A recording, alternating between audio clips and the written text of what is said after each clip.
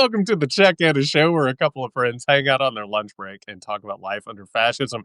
Danielle and I were having a conversation behind the curtain, and now here we are. Danielle, my friend, I am so glad that we're doing this, and I'm so glad that you were game to do it. Yes. Before we begin, I Mhm. want to say, in order to model to people, I'm very grateful for you. Yay. And when I am counting up my gratitude during this holiday, you will be among the things that I'm grateful for. That makes me so teary-eyed, and I feel the exact same. I'm very grateful for you, our friendship, and just like you being a colleague in this space of trauma, like trying to figure out. But I am deeply grateful to be able to do this work with you. Oh, that's so sweet, and I absolutely shared. So, what's going on? How are you doing? No pressures around the No, holidays. Great. The country right. feels wonderful. You know what? I'm gonna be super vulnerable because Let's go. Let's do go this shit let's today. go there. Let's So, go.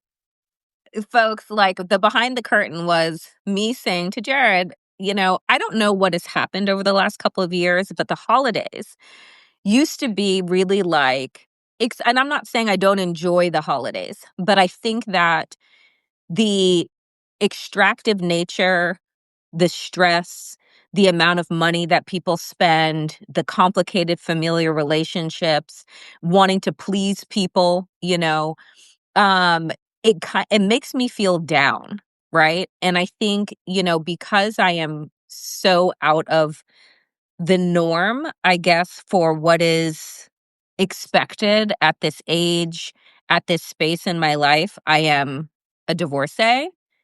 I am childless or child free, as some would say. Um, I am not a homeowner, so there is not like this, massive decorations and all of these things. And so there is something about those boxes that I check that make me feel less than during the holidays. And it is ridiculous, I know, and then for some people will be like, yeah, same. There's something about the projection of what we see as traditional, as normal. You get to a certain age, your family should be coming to you versus the other way around, et cetera, et cetera. So yeah, I feel there's like this stressfulness and anxiousness that I always have now in the last couple of years around the holidays. Well, I'll start first of all by saying thank you for being vulnerable about that because, again, one of the things that we're doing here, I think, is modeling intimacy for people. And that's a hard thing to admit. Like, hundreds of people just heard you say that, tens of thousands of people will hear you say that. And I know. this, right. I mean, like, Just you me and forget it, you, Jared. just you and me hanging out. But I think there's an important thing here. I think about when I'm organizing and I'm talking to people who are parts of labor unions, right? And one of the first things that we're taught when we're organizing is you need to actually talk about the shit that's going on. You need to compare how much you're getting paid, what working conditions are like, as opposed to just being like, oh, this is how things are. And, what are you going to do about it? And what you just brought up I think is something incredibly relatable to people, and it's sort of this thing that people will say sometimes, almost offhand. They'll just be like, the holidays are tough and they cause stress, and that's where the conversation ends. Nobody Yeah. has a conversation about why that is. And if you actually look at everything from Thanksgiving to Christmas, the giving season, all of this stuff, the reason why it feels so bad is because we are inherently being slotted into playing a cog in a larger machine that is out of control, right? Yeah. And I'll just bring up a couple of points. One, when did the Black Friday sales start this year? I'm like, didn't they start like November 1st as Roughly, opposed to what roughly. is supposed to be tomorrow? Have you noticed? And by the way, this is like such a pat observation, but people will say, "Oh, Christmas stuff is in the stores like during Halloween now." Correct. I was driving around last night and it was like everybody had their lights up, right? Everybody already has their lights up when it used to be the Friday after Thanksgiving is when people put their lights up or that weekend, right? So we can look at that and say, oh, it's weird that that's happening and not ask why. The reason is because our participation in this is what makes the economy go, because Yeah. it makes the economy requires us to overspend on the holidays in order to even meet their baseline, Yep. and they always have to profit more. So what happens?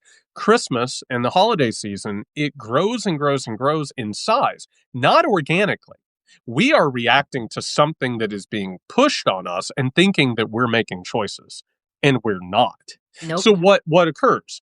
What occurs is that we're being paid less, we're being asked to work more, and we have this season where we're expected to, somebody just said, and it's exactly right, go into debt in Yes. order to supplement what corporations need from us in order to not just meet their bottom line, because that's not capitalism.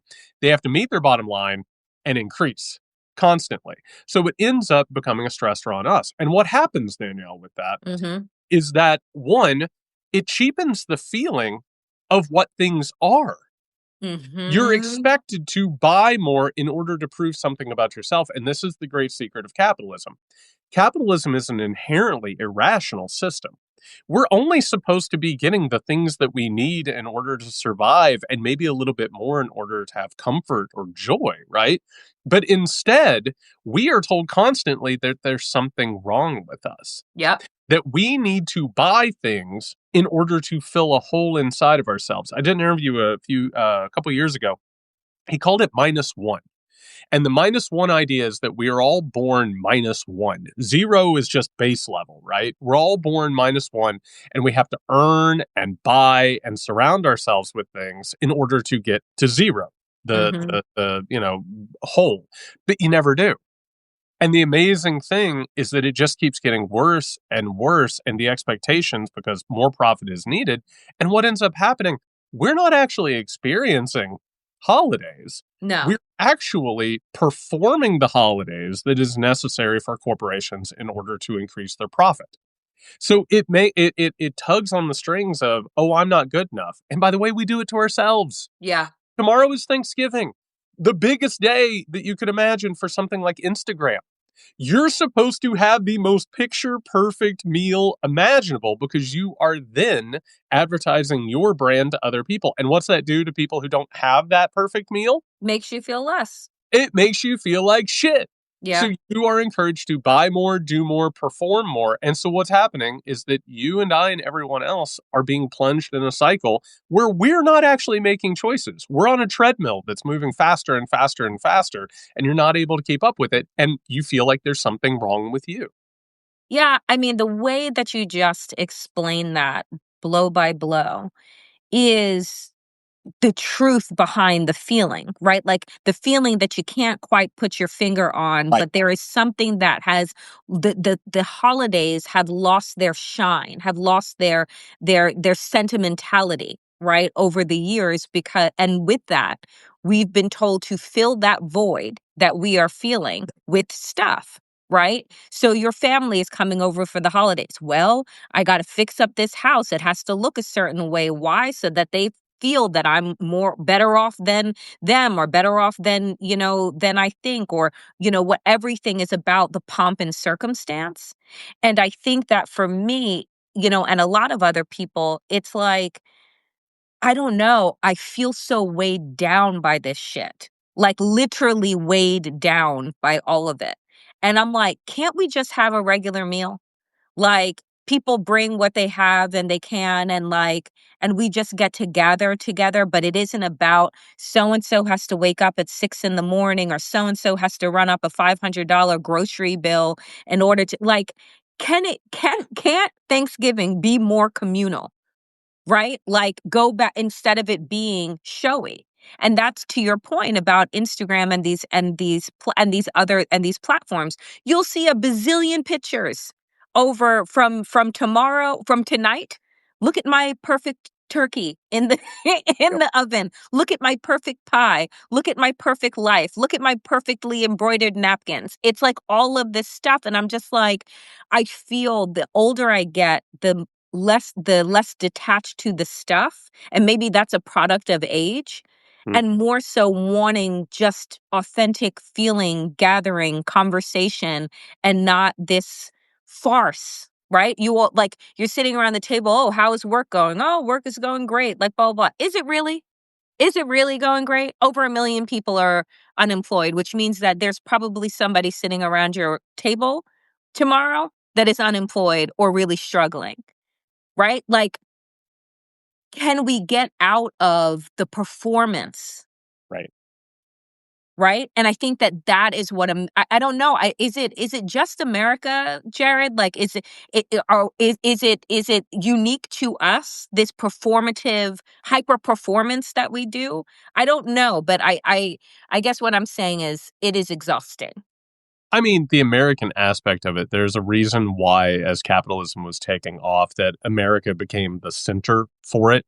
I mean, the American Revolution, was basically a capitalist revolution. And then eventually, when capitalism needed somewhere to go in order to mutate, we were perfect because we perform it in a way. And we've talked about we live in a fantasy world. Like, that is the main American characteristic. It's not rugged individualism, it's performance.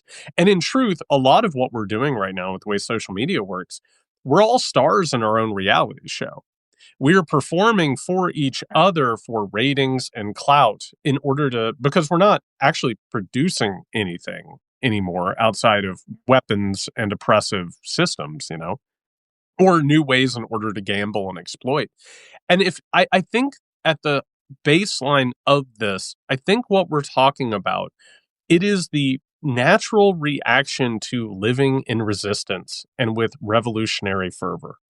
Like, Mm, this is the issue because there's a pain in healing and recovery, and I've been talking about this a lot lately. No one told me when I started to really take a look at things, and I started to really change myself.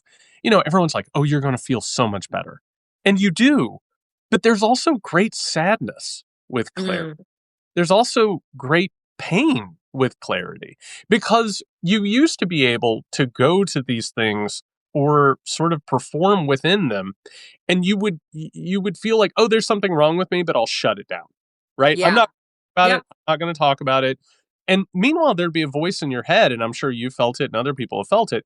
You'd be around a table or you'd be at a thing, and there'd be a voice that would go, this is extremely fucked up. No one's talking to each other. Everyone's talking past their feelings, right? And even over the past few years, everyone talks about, well, Thanksgiving or Christmas are the times where people have arguments about politics now. That's because that performance became more fraught. Yeah. And what you're talking about is living in a situation in which you're not supposed to question these things. You're just Right. supposed to move forward and play your role in it as if you're in a play. But once you start Mm, questioning it and you see it and you start asking for something real, there's conflict and there's tension and there's friction, which we keep talking about. The main goal in America right now is to avoid and eliminate friction. But if you're actually living in an unreal situation, if you're actually performing in an unreal way, it's natural to feel bad, except for, when did we feel it, Danielle? I for one, I have so many memories of like being outside of the performance and like just sitting in a parking lot. You know what I mean? And just like sitting in a car and staring ahead, being like, what the fuck just happened? Or what was that? And there are those moments, but then you shut them down and you repress them, and it builds and builds and builds until you have unconscious reactions. But being aware of it means sitting in that discomfort and being like, no, I don't really want to have that performance anymore. It doesn't suit me anymore. It doesn't like come into my real self. and I guess, like, then I start to ask myself, because we're so committed to the performance, Mhm. because we're so committed to, um, the preservation of our brand, of this level of perfection, what does it even look like? Like, what would a Thanksgiving, what would a holiday season look like if it was stripped away? And for me, I'll say that the closest I think that I got to that was, and we talk about this often, was during COVID, Yeah. right? So think about the two Thanksgivings would be 2020, November 2020, and probably November 2021, right? Were the two Thanksgivings that we spent, most of us anyway, in our pods, right? So, or alone, right? And I think that that was probably the time for me when it was just acknowledged that, like, again, not that I don't love my family. Everyone knows come to Long Island often, right? To be with my family. But it was just like there was something about the pressure being removed to do this big elaborate thing that I remember distinctly over those 2 years, that, like, everyone's individual families were just like, it was just kinda nice to have dinner when we wanted to. It was kinda nice not to have to be someplace at a certain time. It was kind of nice to just be able to use the day or the 2 days to just rest, right? And not be running around and creating a menu and doing X, Y, and Z. And I feel like, again, we got to pull back this veil for just a small moment. We saw authenticity. We saw, like, the grit and the grind. We moved behind, the veneer and the performance. And then it's like, Jared, the curtains closed, right? The curtains closed, the lights went on, and it was just like, pretend you didn't see the man behind the curtain. Pretend like, you know? And then we just rush back into the same performance as if nothing has happened. And I'm just like, and I think there is this in betweenness that I'm feeling between, like, the recognition of reality, right? And thrive and, like, being thirsty for that authenticity, and then this push and pull to, can't you just fake it for a day? Can't we just, and I'm like, why? I could die tomorrow. Any of us could. Why do I want to spend any fucking time faking it? I'm not quite sure.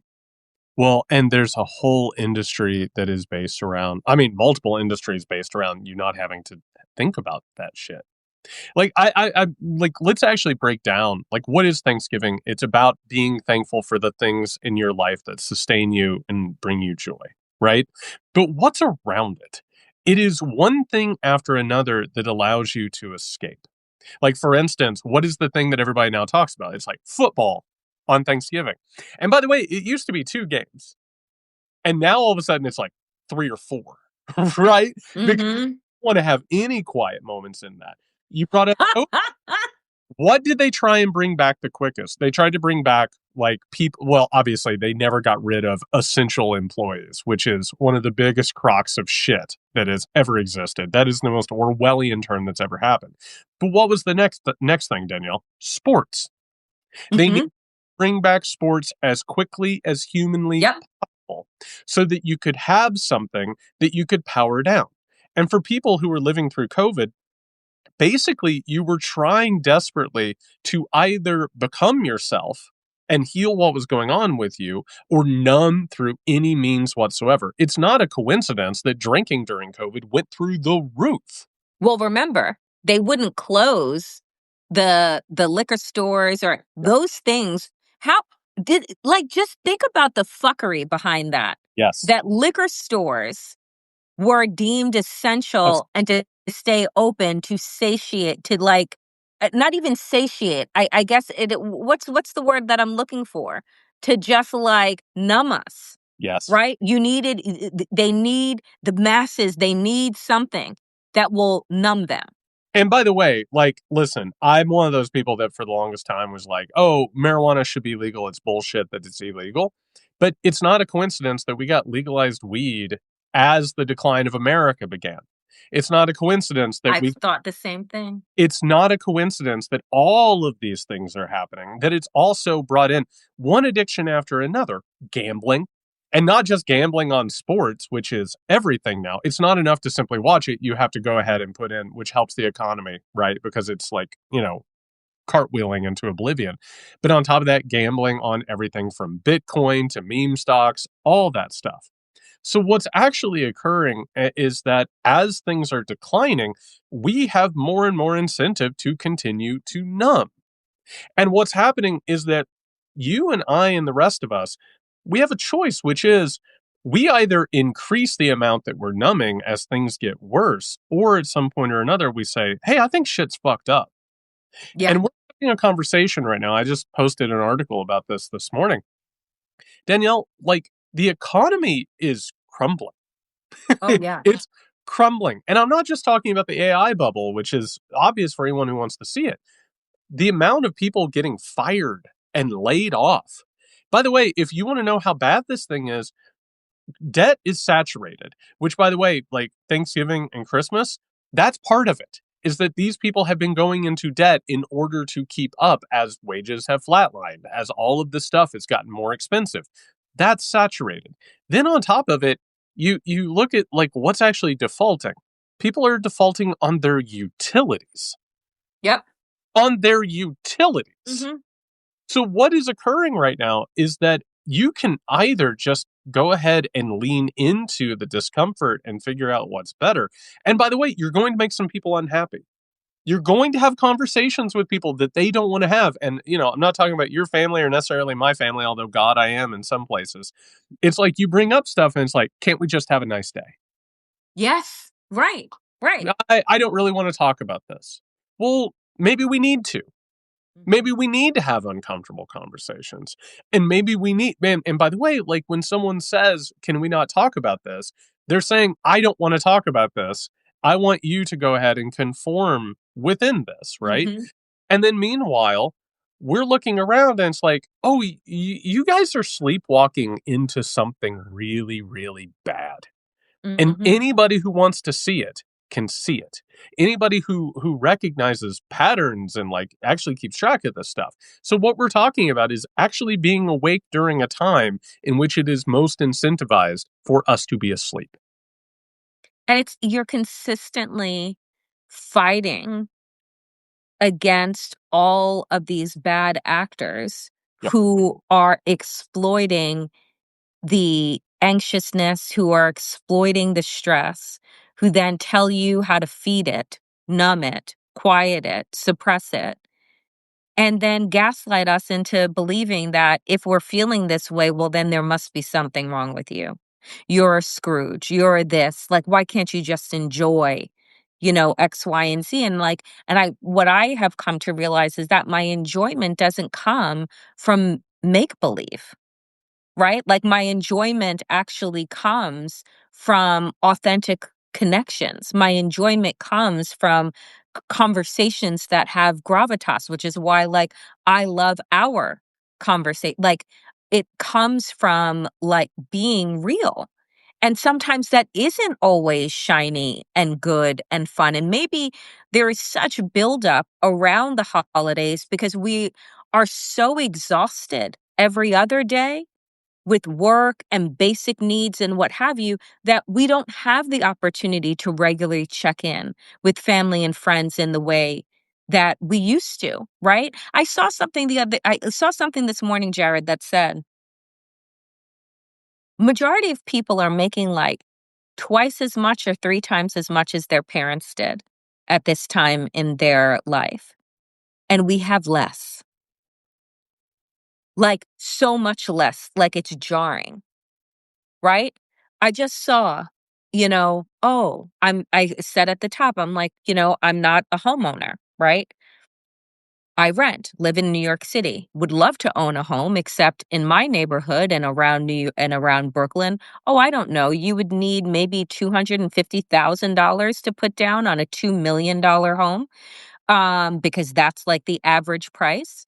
And I just saw, oh, well, BlackRock is buying up all of the single family homes for 20, 30% above market rate, then selling at, above market rate to each other in shell companies to drive up the housing market and literally push out people from being able to buy homes and just be perpetual renters so that you have indentured servitude to Wall Street, right? Like, so you're thinking to yourself, I'm a failure. I don't own a home at this age. I can't believe, my parents, they had a home, they had blah, blah, blah, blah. What's wrong with me?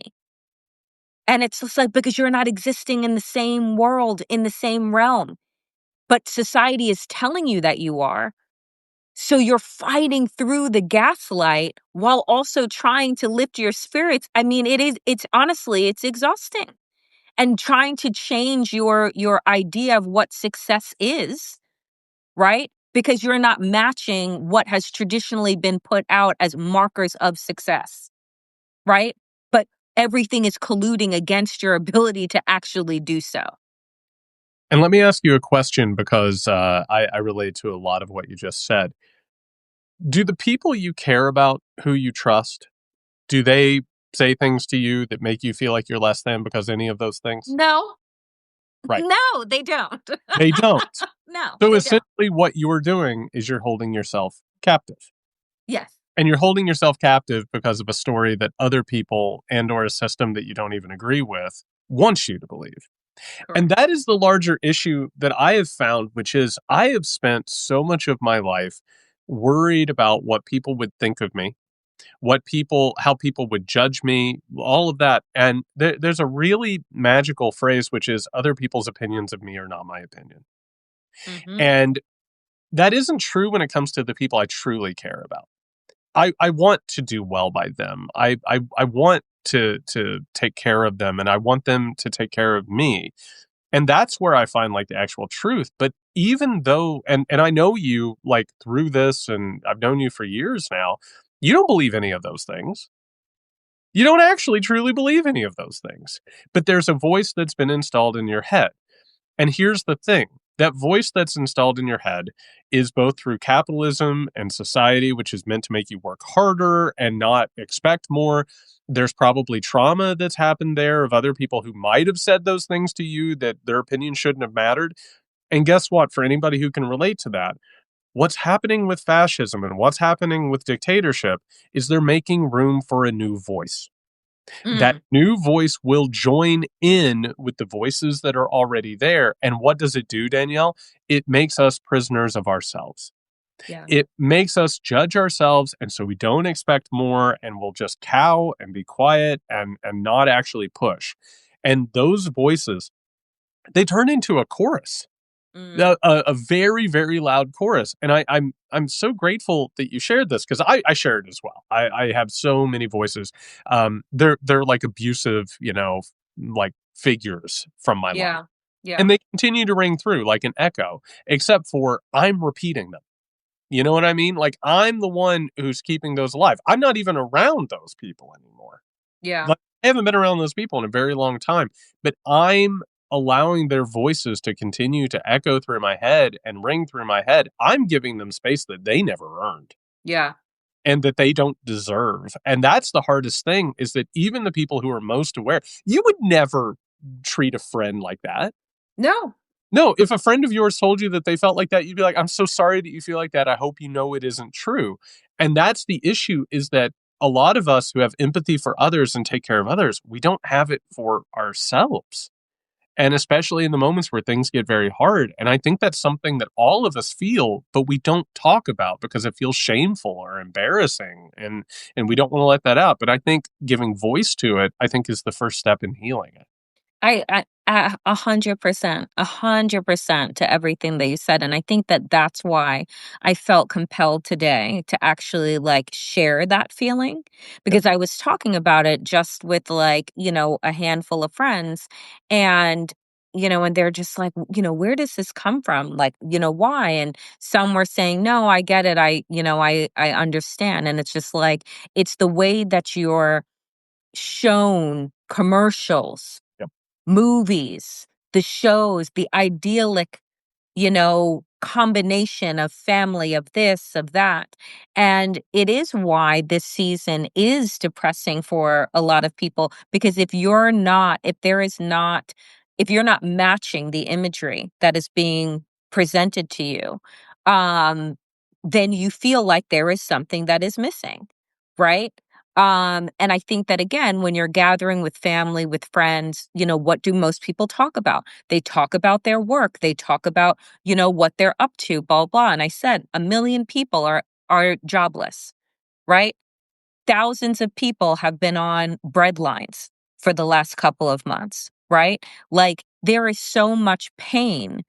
And instead of being able to have those conversations, we don't do that, right? Like we pretend for the 5, 6 hours that we're gathered together that all is well. And I just wonder how much healing could actually happen Mm. if we devised something that was counter to the indoctrination that we've been fed. And it's so hard to imagine what that could be because, we've all been fed the same vision, the same story for decades upon decades upon decades of our life. And it's so ingrained. And because you were vulnerable, I'll be vulnerable as well. I was thinking about like, what am I going to make? Because I'm having a very humble Thanksgiving, right? Like, I'm trying so hard to strip it down to its barest components, which is what matters is that I will have some point in the day in which I will be able to have a quiet moment in which I give thanks for the things that I'm actually thankful for. That's what matters. It doesn't matter what the food is. I want the food to taste good. I want to enjoy it. And by the way, what has it turned into? It's turned into a day of gluttony and consumption, right? But even and I do this for a living. This is what I spend all of my time doing. I spend all of my time analyzing capitalism, quite frankly, so I can defeat it. But as I do that, I'm thinking about what I want to make and what happens in my head when I don't. It's the quiet moments in which you're not on guard. You know what I mean? Mhm. Nobody can be on guard all the time. Yeah. Start thinking about making something. And what does that mean? It means that the thing that I want to make, I would have to purchase something in order to make it. Mhm. Right? I would have to purchase a device, right? And all of that, Danielle, to be vulnerable, I start imagining, oh, if I buy this device, a movie starts playing in my head of how happy I'll be with it.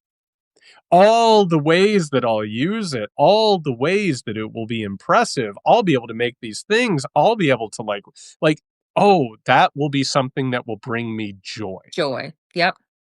And all of a sudden, that movie plays so much easier in my head than the reality, which is I don't need that thing right now. If I do need it, right? It wasn't going to make my day better. It wasn't going to make my life better. It was simply that I have it installed. There's a groove in our brain that shows that movie. And by the way, you brought this up. What is that movie? It's the movie that we're consistently shown. It's the Mhm. movie we see online. It's the movie that we see in commercials. It's the movie that we see in movies. And that propaganda, it plays so much easier because that groove is worn in so much further than what I'm doing now. I'm 44 years old. I have been in recovery now from my trauma and my own shit. I would say seriously for probably the past 5 years since COVID, right? Mhm. That's 5 of my 44 years. I haven't been doing this as long as the other stuff, Yeah. right? Yeah. This is Yeah. still new to me. It's the same way, like, I'm playing guitar. I've only played guitar for a couple of years. Of course, I'm not great at guitar yet. I'm still trying, and the installed software or hardware, that groove in our brain, it happens so much faster and so much easier. And by the way, it's like swimming downstream. Mhm. It's what everybody wants. It's what society wants. It's what capitalism wants. It's what politics wants. So instead, I have to do something that I'm not very comfortable with and I'm not very used to and swim upstream at the same time. That's a hard job. It's so much easier to simply go to the default sort of perspective that is the easiest thing in the world.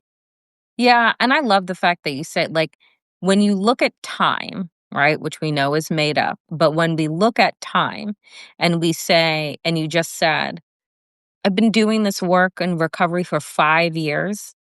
You're 44. So you've had how many more years of like indoctrination, trauma, like cycles that have 39 persisted? long years. Yeah. So Long. I'm just like, I say that because I'm like, for again, another piece of vulnerability. How long has it been since I've been divorced? 5 years, right? Like, how long has it been to like rebuild to a place of happiness, of joy, of all of those things and reimagine what that looks like? outside of what was. Do you know what I'm saying? 5 years. But how long had I been building up and been told that this was the model, this was the thing, this was your greatest achievement, right? Like if you're a woman, your greatest achievement, whether you're gay or straight or not, is, right? To be chosen, right? And so it's like when you look at the time that way, it's almost ridiculous that I would even have these feelings, that we would even have these feelings when we're trying to create new patterns, fire different synapses to formulate new stories and memories and still like swim upstream, right? And it's just like, you know, trying to give gratitude for myself for the commitment to even want to undo the pattern and the systems that got me to this place to begin with. And by the way, I hope this is okay because I think what you just opened up about, I think is something that we've talked about a little bit, but I think it's also vital to this conversation that we're having.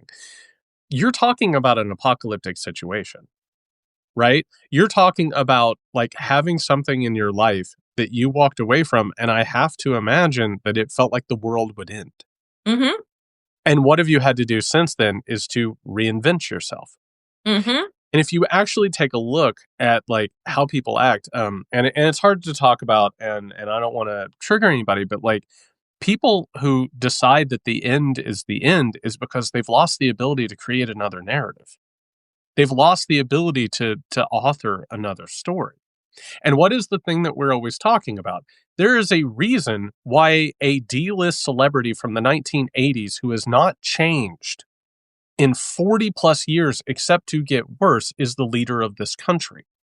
It is why we are dealing with a fascistic movement that is not wanting a future.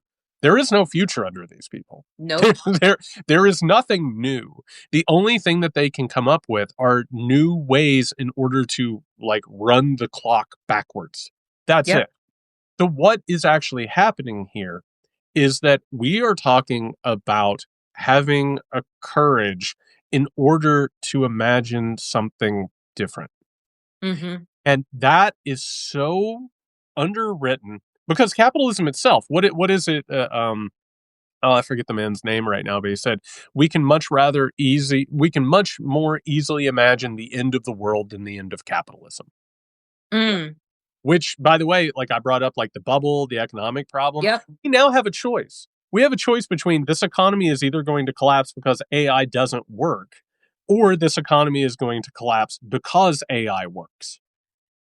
Ain't that something? That's it. Those are the two choices. Those are the 2 Those choices. choices. And by the way, the if AI does lay off millions upon millions of middle class workers and destroys the economy that way, like that just gives control to the people who program it. Like they will have more control, and that collapse is going to be worse. The other collapse, at least you and I and the people who believe in something better, we can make something better out of it. Yeah.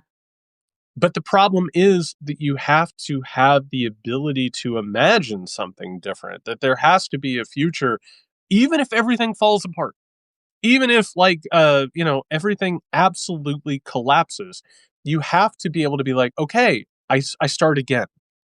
And all of the incentives right now, socially, culturally, politically, economically, all the incentives are you cannot start again. Everything is going to destroy this. You have to cling to this like a life raft.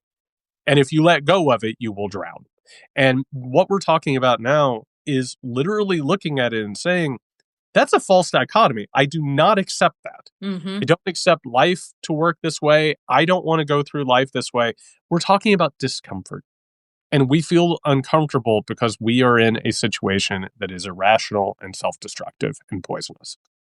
And people are building it to be that way. Yes, they are. And how, like, you wanna talk about stress, how disheartening, how disgusting, how hard it is to continually grieve the losses that we're experiencing. Because that, I think, too, is at the heart, of what you're saying is what the facade covers up is the deep grieving Yes. that we have for what we've lost And it's not even just what we've lost by virtue of, oh, I've misplaced this. It's purposely been stolen from you over time, Yep. right? And then given you something else to fill it with, to spackle it with, right? And I think that that's what is so, it's hard for me. I said this the other day. Elon Musk is going to be the world's first trillionaire. Can you name anything that Elon Musk that has his name on it that has been for the betterment of society, whether that be a library, a hospital wing, a highway, a bridge, anything that like would say to you, here is this man of great wealth and look what he has given and done? And when you think about it in those terms, in 19th century, 20th century philanthropic, right, titans of industry terms. I'm not saying that those people were good. They were, whitewashing, right? Their greed by saying, let me throw them a couple of libraries, let me give them a garden, let me do, these things to kind of balance out what I'm extracting. They've given up even the facade of that, right? Of giving a shit, of being a part of society. Right? I like, and so it's like when you realize that I can't put my finger on this thing, it's grief, right? It is grief, and our grief is exploited by these people, by these systems that tell us to, to use these artificial objects, alcohol, smoke, this, that, and the other thing to fill a void that they are telling us don't discuss, don't bring it up, right? Hold it, ignore it, feed it, right? And I think that that's what you get to the bottom of is it's grief. And it's just like, how do you limit it? How do you stop it? It's like, how do you get off of this hamster wheel? How do you stop feeding this system that is so exploitative that it's sucking everything out. And when you look at what's actually occurring, I actually think the past couple of weeks, culturally and socially, have revealed a lot of things that I think have been hidden for a while. Everything from Epstein. So, for instance, I look at the Epstein shit, and obviously, I'm like the elite class is corrupt. But you know what else I have started to ask myself every time I see the name Jeffrey Epstein? What happened to him? What happened to him? Like, people are not born out of the womb to treat people like this. What happened to Donald Trump? Why can't he stop? Why is it that he's miserable? Elon Musk, for people who don't know, had an abusive childhood. He had a terribly abusive father. What is he running from? The everything, like the Olivia Nuzzi thing that is exploded, and everyone's like, "Oh my God, isn't it crazy? She did all this shit." What happened to her? Right? What is it that obviously propels? And everyone's like, "Oh my God, did you read what Ryan Lizzo said about this and what's come out here?" And I understand where that's coming from, but you have to ask, why is it that Olivia Nuzzi had these situations with older men who were repellent? What happened here? And then, Mhm. like a few days ago, somebody found like a song that she did when she was 16 called "Jailbait," and the chorus is, "I'm jailbait." At 16, what happened to her? I Mm. most revealing things that I've seen, I want to say it was a month ago, What Is Time? It was Elon Musk, who is now obsessed with his own personal AI. And he's not producing anything that's interesting. He is producing AI girlfriends. That's all he's doing. And there was a video that he released on, I think it was a Saturday. I'll never forget it. And it was like a prompt for a woman to turn to the user and say, "I will always love you." That's one of the most pathetic things, but there's an answer in that, which is he's alone. He is Mm. completely alone. So what has happened is that these people who are alone and they have grief that they haven't processed, trauma they haven't processed, it's not a coincidence they are creating structures to not have to think about things. And I'll be vulnerable. Yeah. I had a moment, man, what is it now? Like 16 years ago, in which I was so profoundly alone that I didn't know that I would exist anymore. Right? Like it was one of the worst parts of my life. I don't know what would, and by the way, spoiler, Danielle, I don't want to shock you. I am a cis white man. Um, I know people are surprised. I don't know what would have happened if I would have had a technology like AI. I don't know Mm. if I had a product or an app that could have told me there was nothing wrong with me, that would have told me that I was right about everything, that everybody else was wrong. But guess what? When you have time to sit and think and you're like, man, I am profoundly alone and I am in pain, you either numb it with a substance or Yep. something, or you start asking a question. And this is like one of the biggest questions. What role have I played in this? And Yep. what to me to make me feel this way? And then all of a sudden you have to start unraveling it. But everything from Christmas gifts to performative consumption around Thanksgiving to AI to all of these products and conspicuous consumption in general, it is all to avoid the feeling that still bubbles up every now and then. And I have to tell you, someone like an Elon Musk or Donald Trump, in their quiet moments, in which they have few because they Yeah. surround constant shit, that voice is still there for them too. It doesn't go away. And so you have to avoid spackling was a great word, by the way, a wonderful word choice, because you're not actually doing anything about it. You're covering it up. You're delaying it. And so what they're actually avoiding is the painful, lonely question. What happened to me and what role have I played in things since then? And that's what they have completely and utterly spackled over. I mean, and it's just like there isn't enough spackle to stop the inevitable rupture that is going to occur. That's right. And what happens when the unhealed are the ones that are leading us is that we're going to be the collateral damage Exactly. because we have all fed into a system that tells us that these people, because of their material wealth, are somehow better than us, should lead us, and yet they are devoid of any of what actually makes us human. When we sit around and we think about what is fundamentally human, Donald Trump and Elon Musk are devoid of those things, Yes. right? Can I, Recognizing beauty, empathy, feeling, connection. let me ask you a quick question. What is the happiest that you have seen Donald Trump in the past 10 years? There's a recent answer. It was hanging out with Zohran Mamdani, Oh, Zoran Mandani. Yeah. a human being Yeah. who he felt like was a buddy. And everyone's like, what are the socio-political things? No, he's around a bunch of monsters. He's around joyless, abusive monsters constantly. And he hung out with a real person for an hour. And he's just like, oh my God, this guy's great. Yeah. Is this what people are like? Is You this what? know, it's just eh, we've created this weird and like when I was thinking listening to what you were saying and offering in terms of like the loneliness and what would have happened if AI had been around during that time. And this is the epidemic that we are seeing unfold, right? Is that AI is here. And what is it doing, right? With young people, old people, etc., in terms of creating, and your term that you always use, this frictionless existence, right? Which is so harmful.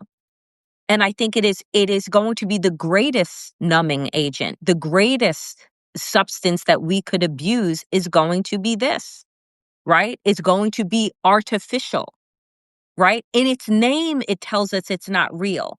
And yes, and yet we're clinging to it for our health decisions, for our intimacy decisions. And in its title, it says, I am fake. I literally, some days I wonder, I'm like, are we going to make it? And by we, I mean like humanity, because it's like everywhere it just spells the end. in terms of what we are putting money towards, what we are putting attention towards, right? Just is nothing that actually matters at the end of the day. And the things that matter, we're just overlooking. I mean, I think the answer there is that yes, we're going to make it, but man, it's going to hurt. There's going to be some pain in this. There just is. And I think asking the questions that you're asking and talking about the things that you're talking about, I think that's the secret of it. You can't just put your head down and be like, yeah, absolutely, let's run off the cliff. Let's do it. Oh yeah, hand me this, hand me that, whatever numbing agent it is, whatever coping mechanism it is that gets us through the day. And again, I don't say any of that is a guru. I certainly suffer from it. I certainly have my moments in which I fail. I fail all of the time. And what we're talking about is like trying to learn this new way. The word I always use is clumsy. Like Mm, I'm doing this clumsily. I'm trying to do better and I'm still clumsy at it. We are going to hurt. I mean, there's already so much hurt and the pain that we're actually feeling, it's always been there. It's just mhm. that we were avoiding it. We were trying very, very hard to avoid the hard work of like sitting with it and talking to it. And so if somebody would told me before I started recovering, like they always tell you you're gonna feel so much better. There's so much time that hurts. And when you're actually in the mix of it, it hurts a lot. But the only thing you can do is find the small moments of joy. You brought up holidays and like having conversations with people.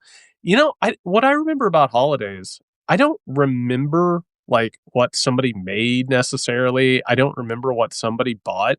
I remember the small captured moments of intimacy in which Mhm. another person was real with me. You know what I mean? As everything's going wild and crazy, I remember the small moments where someone would be vulnerable and intimate with me, much like we try and do. Those are the things that actually have mattered as opposed Yeah. to the rest of it. And that's worth it all. Like even if we don't make it through all of this, those moments are what mattered.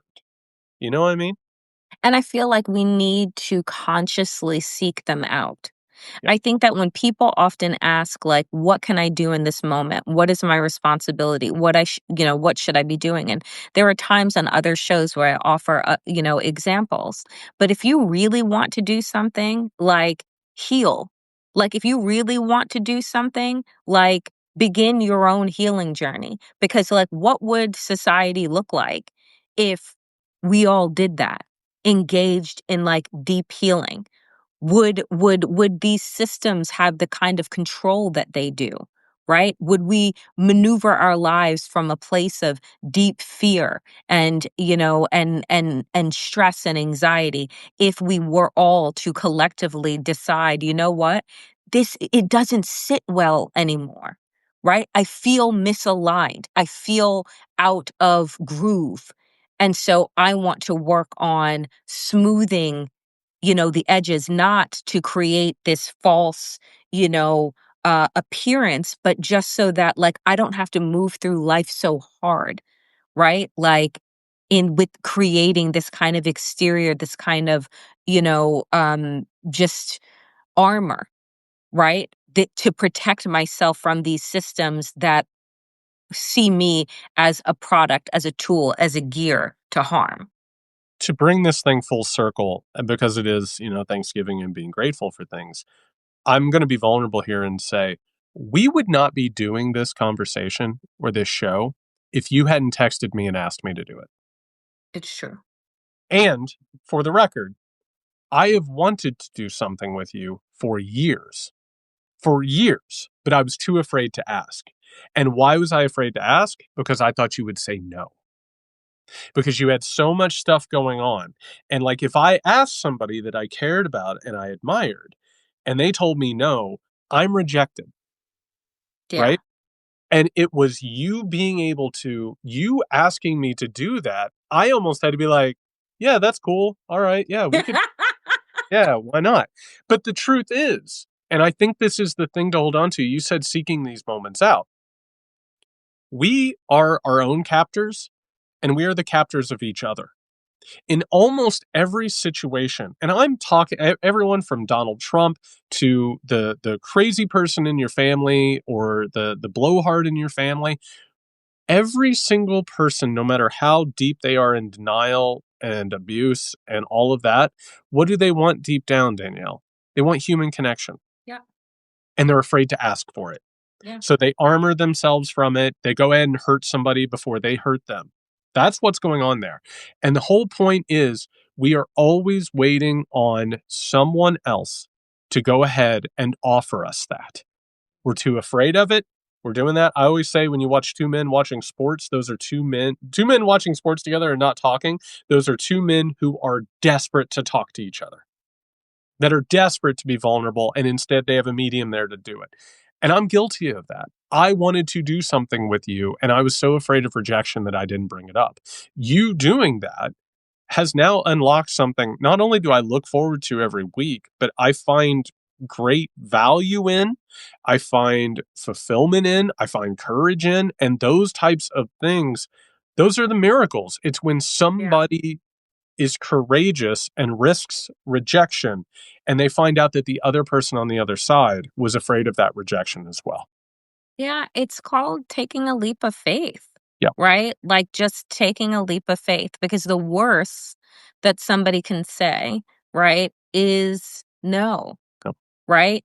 And I think that we need, and that's why I'm saying, like, collectively, if we were to engage in the act of healing, right? No doesn't mean that you're not worthy, right? It could just mean like, I can't, I don't have the time. I can't do X, Y, and Z. But I also, my thing when I said to you, hey, do you want to do, you want to do something like weekly? And you were like, yeah, like I really do. And then I was just like, well, what kind of vibe am I giving out that like people don't want to ask me a simple, like, don't want to ask me thing? Cause I did. I was just like, am I giving off a vibe that says like, don't ask me shit? Like, don't, like, because I have to be, there's something, right? There was some energy that was out there that was just like, maybe don't ask her. Right. And so I have to think to myself, like, huh, what am I putting out? Right? Me. That's the point. Like it was me because I mean, like again, to pull the curtain back and we're almost done here. Like we've been like you've been showing up on the Muckrake podcast for years. I was Mhm. been on your podcast for years, and every time I'm like, oh, that was fucking great. Like that was awesome, right? It was me getting in the way of that. And I think that we have to understand that it's like we keep ourselves so often from seeking the connection that we actually want because to come back to the beginning of this conversation, we feel like we're not worth it. Yeah. We don't feel like we actually deserve it. And I Yeah. think that's something to hold on to over these holidays. I mean, I'm just, again, I will say, echo what you said. I am tremendously grateful for you for the fact that we decide to do this every week. The fact that now so many hundreds of people join this conversation live and then thousands watch it later. Um, I'm grateful for it because I feel like there is modeling and healing and vulnerability that is happening, right? And if that's all that can happen, I think that that is a gift in and of itself. And I want to say also, in addition, we couldn't have this conversation if we didn't have people tuning in who allowed us to feel safe Very true. because we're being very vulnerable on this show. What the constant trolling? I don't really know what this would feel like. I don't know. I don't know that I could do it, but yeah, I'm very grateful for the people and their kindness. And I'm very grateful for you, and I hope you have a wonderful Thanksgiving. And I hope that you have a wonderful Thanksgiving. And I wish the same to everyone that is watching, that the day, the weekend, the holiday season is one that you can find joy in, even in the midst of complicated emotions. Wherever you can, however you can. All Yeah. right, everybody. Have a good one.